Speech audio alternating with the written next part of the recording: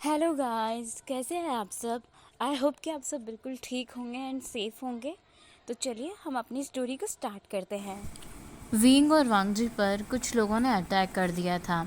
Wing और वांगजी जैसे ही वहां से अपने वेडिंग सूट्स लेकर बाहर निकले, कुछ लोगों ने उन पर फायरिंग स्टार्ट कर दी थी, जिनसे बचने के लिए विंग और वांगजी आसपास के गार्ड्स के पास छुपने लगते हैं। तब तक वहां पर वेंशु अपने कुछ गार्ड्स के साथ पहुंच गया था, जिसे विंग ने रास्ते में आते टाइम कॉल किया था। विंग और वांगजे अभी भी छुपे हुए थे। वेंजू और उसके गार्ड्स उन लोगों से फाइट करते हैं। एक एक करके वेंजू के सभी आदमी उन लोगों को पकड़ लेते हैं और उसके बाद वेंजू और उसके दो खास गार्ड मिलकर वांगजी और विंग को वहाँ से बाहर निकालते हैं। विंग वेंजू से पूछता है, उन लोगों का क्या? वेंजू कहता है, विंग तुम टेंशन मत लो, हमने उन लोगों को पकड़ रखा है, वो जिंदा है, अभी मरेंगे नहीं। तुम चाहो तो हम लोग उन्हें पुरानी जगह पर ले जाएं। विंग कहता है, नहीं, तुम उसे अपने घर ले जाओ। वेंचू पूछता है, मेरे घर या तुम्हारे मेंशन? विंग कहता है, मेरे मेंशन। उसके बाद वेंचू उन सब लोगों को अपने आदमियों से कह देता है मेंशन में लाने के लिए, ओल्ड वी मेंशन में। विंग, वांगजी, वेंजू और वेंचाओ ये चारों बैठे हुए थे। वेंचाओ को बहुत गुस्सा आ रहा था। गुस्सा तो वांगजी और विंग को भी आ रहा था। आखिर इतनी हिम्मत किस में जो उन लोगों पर ऐसे अचानक से अटैक कर दे। और ये बात घर के लोगों के अलावा किसी तीसरे को पता नहीं थी कि विंग और वांगजी अपनी वेडिंग सूट सेलेक्ट करने के लिए जा रहे हैं। मतलब ज़रूर ये इंसान काफ़ी दिनों से उन्हें फॉलो कर रहा होगा। विंचाओ वेंचू से कहता है, उन सबको यहाँ ले आओ, उनसे तो हम निपट लेंगे। विंग, वांगजी, अब से तुम लोग अकेले कहीं नहीं जाओगे। हम लोगों के गार्ड्स तुम्हें हमेशा फॉलो करेंगे।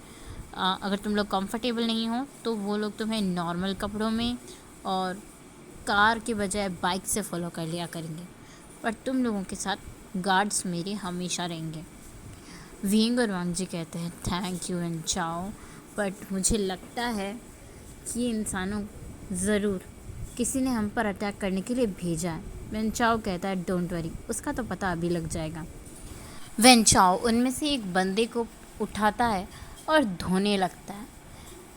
वेंचाओ उसे पीटते हुए पूछता है, बताओ किसके कहने पर तुम ये कर रहे थे? पर वो इंसान मार खाने के बाद भी अपना मुंह नहीं खोलता। बाकी के तीन बंदे जो वैसे ही डरे हुए थे। तभी वेंचू उनमें से एक को उठाता है और धोने लगता है, लेकिन वो भी अपना मुंह नहीं खोल रहा था। गुस्सा विंग और वांगजी को भी बहुत आ रहा था। अब विंग भी उठता है और एक इंसान को पकड़कर उसके गला दबाते हुए से पूछता है, बताओ किसके कहने पर किया था तुमने हम पे अटैक?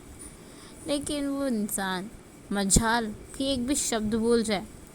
वांगजी कहता है, छोड़ दो गाइस, ये लोग ऐसे नहीं बोलेंगे, इन्हें कितना भी मार लो ये उस इंसान का नाम नहीं बताएंगे।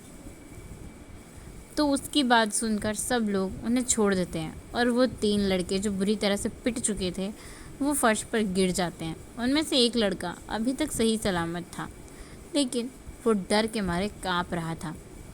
वांगजी उनसे कहता है, गाइस, इन्हें मारने पीटने से ज़्यादा अच्छा होगा कि हम इन्हें स्पेशल ट्रीटमेंट दें, और ऐसा ट्रीटमेंट दें कि ये अपना मुंह खोलने के लिए तैयार हो जाए। तो वेंचू वांगची की तरफ देखकर पूछते हैं, स्पेशल ट्रीटमेंट मतलब? मैं कुछ समझा नहीं। वेंचू भी कहता है, हमें समझाओगे तुम कि कहना चाहते क्या हो तुम? वांगजी कहता है, हाँ क्यों नहीं, अभी समझाता हूँ। वांगजी वहाँ से किचन में जाता है और अपने साथ एक नाइफ और एक चिली ऑयल की बॉटल लेकर आता है। वांगजी उनमें से उस लड़के को उठाता है जो उनका लीडर लग रहा था और उसके कान के पास उस नाइफ से कट लगा देता है, जिससे उसे बहुत दर्द होता है और वो ज़ोर ज़ोर से चीखने लगता है। उसके कान के नीचे ब्लीडिंग भी हो रही थी। अब वांगजी उसका गला पकड़ते हुए पूछता है, किसके कहने पर हम पर अटैक किया, हमें बताओगे या फिर ऐसे ही तड़प तड़प के मरना चाहोगे तुम? वो लड़का जो उन तीनों का लीडर था कुछ भी नहीं बोल रहा था। वांग जी को और भी ज़्यादा गुस्सा आ रहा था और इस टाइम वांग जी एक बिल्कुल डीमन की तरह लग रहा था। उसकी आंखों में कोई इमोशन नहीं था, फेस पर कोई सॉफ्टनेस नहीं थी।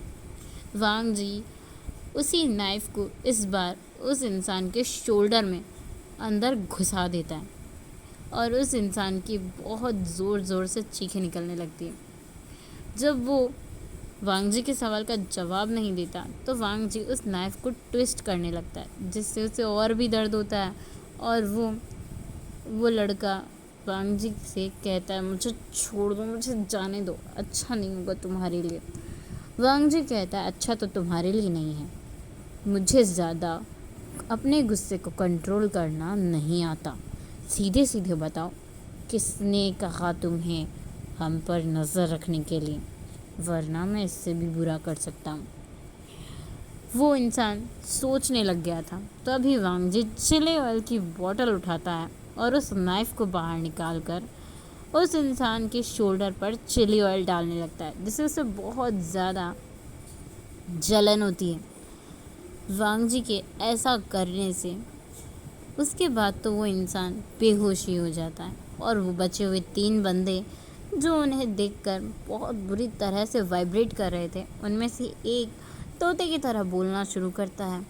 मिस्टर ली की बेटी, उन्होंने हमें पैसे दिए थे मिस्टर वी को किडनैप करने के लिए और हम इन्हें किडनैप करने के लिए ही आए थे। वांग जी जैसे ही ये सुनता है एक स्मिर्क करता है और विंग की तरफ देखता है। विंग वांग जी को शांत करने के लिए उसे हक करता है और उसे कहता है, मैं समझ रहा हूँ तुम क्या कहना चाहते हो, अब इन्हें जाने दो वरना ये मर जाएंगे। वांग जी वहाँ से उन सबको जाने देता है। उसके बाद तो वेंच और वेंचाओ विंग से कहते हैं, हम लोग तुम पर नज़र रखेंगे। विंग कहता है, हमारी शादी में तुम लोग भी इनवाइटेड हो तो तुम सबको ज़रूर से आना है। वेंचाओ कहता है, हाँ तुम्हारी शादी में आने के लिए तो हम बहुत वक्त से इंतज़ार कर रहे हैं। वैसे हाँ, मैंने तुम्हें बताना था, तुम्हारे डैड के साथ मैं डील कर चुका हूँ। वो जो तुम्हारे डैड को मिस्टर ली की वजह से नुकसान हुआ था, उस नुकसान को मैंने अपनी कॉन्ट्रैक्ट डील के ज़रिए कंप्लीट कर दिया है। तो अब तुम्हारे डैड के साथ मैं एक बिज़नेस पार्टनर हूँ, तुम नहीं भी बुलाओगे तो भी मैं आऊँगा। विंग खुश हो जाता है और कहता है, थैंक यू, तुमने मेरे एक बार कहने पर डैड की हेल्प की। अगर तुम उस वक्त हेल्प नहीं करते तो शायद मुझे उस ली से शादी करने के लिए और भी पता नहीं क्या कुछ करना पड़ता। उससे बचने के लिए तो मुझे बहुत पापड़ बेलने पड़ते। वेंचू और वेंचाओ कहते हैं, ठीक है अब तुम लोग घर जाओ और हाँ, हम लोग तुम्हारी वेडिंग लोकेशन पर मिलेंगे। सबके बाद में विंग और वांग जी वहाँ से चले जाते हैं। घर आकर वो अपने पेरेंट्स को कुछ भी नहीं बताते क्योंकि वो उन्हें परेशान नहीं करना चाहते थे। विंग वांग जी से कह रहा था, इस ली का हम क्या करें? वांग जी कहता है, ली को तुम मुझ पर छोड़ दो, उसे मैं देख लूँगा, मुझे पता है उसके साथ क्या करना है। विंग कहता है, ठीक है मैं तुम पर छोड़ता हूँ, पर हाँ कुछ ऐसा वैसा मत कर देना कि हमें प्रॉब्लम हो जाए। वांग जी कहता है, डोंट वरी, मैं डॉक्टर हूँ, हर काम बहुत सफाई से करता हूँ। विंग स्माइल देता है और वहाँ से अपने रूम में चला जाता है। वांग जी अपने घर वापस आता है और अपने फ्रेंड एलेक्स को कॉल लगाता है। वांग जी एलेक्स से कहता है, मैं तुम्हें एक लड़की का फ़ोटो भेज रहा हूँ, इस लड़की को तुम्हें किसी भी हाल में किडनैप करके और मेरी ट्री हाउस में लेकर आना है। एलेक्स कहता है, ठीक है मैं ले आऊँगा। उसके बाद हमें सीन दिखाया जाता है मिस्टर ली के घर का, जहाँ ली को वो आदमी कॉल करके वो कॉन्ट्रैक्ट कैंसिल कर देता है और जितने पैसे ली ने उसे दिए थे वो सारे लौटा भी देता है। ली बहुत गुस्से में थी और वो गुस्से में अपने घर से निकलती है, एक क्लब जाती है और वहाँ जाकर बहुत ज़्यादा ड्रिंक करती है। एलेक्स जो ली को ढूंढते हुए ही उस क्लब में पहुंच जाता है। एलेक्स को वेंचू के आदमियों ने बताया था वो ली कहाँ है, क्योंकि वेंचू के आदमी तब से ही ली को फॉलो कर रहे थे। मिस्टर ली की फैमिली को हर एक मेंबर पे वो नज़र रखे हुए थे। एलेक्स जाता है और ली से बातें करने की कोशिश करता है। पहले तो ली बहुत गुस्सा करती है और चिढ़ती है, पर धीरे धीरे एलेक्स की बातें उसे बहुत अच्छी लग रही थी। वो जैसे जैसे ड्रिंक कर रही थी नशे में होती जा रही थी, और एलेक्स की जो बातें थी वो उसे इम्प्रेस कर रही थी। अब ली एलेक्स के साथ बहुत देर तक बातें करती है, जिसके बाद ली ज़्यादा ड्रिंक होने की वजह से बेहोश हो जाती है और एलेक्स उसे उठाता है, एक स्माइल करता है। एलेक्स ने जैसे ही ली के पास बैठकर उससे बात करना शुरू की थी, उसने ली के एक ड्रिंक में स्लीपिंग पिल्स मिला दी थी, जिसकी वजह से ली सो गई थी और वो थोड़ा सा नशे में भी हो गई थी। अब ली जो बेहोश थी, एलेक्स उसे उठाता है और उठाकर ट्री हाउस ले जाता है। उसके बाद उसे एक चेयर से बांध देता है और वांग जी को कॉल लगाकर उसे बुलाता है। तुम्हारा काम हो गया है बड़ी, जल्दी से यहाँ आ जाओ, तुम्हारे लिए तुम्हारा फेवरेट गिफ्ट रेडी है। वांग जी वहाँ पर आता है। इस टाइम रात के 12 बज चुके थे। वांग जी अपने घर से बिना किसी को बताए चुपचाप निकला था और वो वहाँ आता है। उस ट्री हाउस में जब वांग जी एंट्री करता है तो देखता है एलेक्स बाहर ही बैठा हुआ है। वो एक छोटा सा ट्री हाउस था जो पहले जिस जगह पर बनाया गया था वहाँ पर ट्री था, पर वक्त के साथ साथ वो पेड़ टूट गया था और वांग जी के सुसाइड के बाद एलेक्स ने वेंशु, वेंचा और जिली इन चारों के साथ मिलकर उस ट्री को हटाकर उस जगह पर एक छोटा सा वुडन हाउस बना दिया था। जब वांग जी उस जगह को इतने सालों बाद देखता है तो वो थोड़ा सा इमोशनल हो जाता है और वो एलेक्स के साथ बातें करने लगता है। वो ट्री, तो एलेक्स कहता है वक्त के साथ साथ वो पेड़ काफ़ी कमज़ोर हो गया था और हमारा ट्री हाउस हमारे लिए छोटा सा हो गया था। तुम लोगों के जाने के बाद हम लोग यहाँ आया करते थे। उसके बाद एक दिन जिली ने कहा कि क्यों ना हम इसे ट्री हाउस की जगह एक वुडन गेस्ट हाउस ही बना दें ताकि हम लोग यहाँ कंफर्टेबली रह सकें। तो हम लोगों ने यहाँ पर थोड़ी सी साफ़ सफाई की और टाइम निकाल कर खुद ही इस छोटे से घर को डिज़ाइन किया। कैसा लग रहा है तुम्हें? वांग जी कहता है बहुत ही खूबसूरत है ये तो पहले वाले से भी ज़्यादा खूबसूरत है एलेक्स। एलेक्स कहता है थैंक यू, ये मैंने और जिली ने मिल के किया था। वांग जी अब उससे पूछता है वो लड़की कहाँ है, तो एलेक्स कहता है अंदर है। जब वांग जी अंदर जाता है तो वो देखता है वेंशु वहाँ पर बैठा हुआ है एक चेयर पर। वेंशु वांग जी से कहता है हाय लानजान, क्या तुमने मुझे मिस नहीं किया? लानजान यानी कि वांग जी एलेक्स से कहता है बहुत मिस किया, वैसे तुम यहाँ क्या कर रहे हो? तो वेंशु कहता है इस चिड़िया का पता मैंने ही एलेक्स को दिया था, तो मुझे तो यहाँ आना ही था। वैसे भी मैं देखना चाहता हूँ तुम इसके साथ क्या करने वाले हो। तुम इतने क्रूअल बन जाओगे मुझे पता नहीं था। मैंने तो कभी तुम्हें गुस्सा करते हुए भी नहीं देखा था, बट इस लाइफ में तो ऐसा लग रहा है जैसे विंग के डैड की स्पिरिट तुम्हारे अंदर घुस गई हो। वेंशु ज़ोर ज़ोर से हंसने लगता है। तभी ली को भी होश आता है और वो खुद को छुड़ाने की कोशिश करने लगती है। वांग जी उसकी तरफ घूर कर देखता है और उसके चेहरे पर गुस्सा साफ दिख रहा था। ली जो वांग जी को वहाँ दिखती है और वांग जी के साथ दो और लड़कों को, तो वो थोड़ा सा गुस्सा हो जाती है और वांग जी से कहती तुम्हारी इतनी हिम्मत कैसे हुई, तुमने मुझे यहाँ कैसे लाया?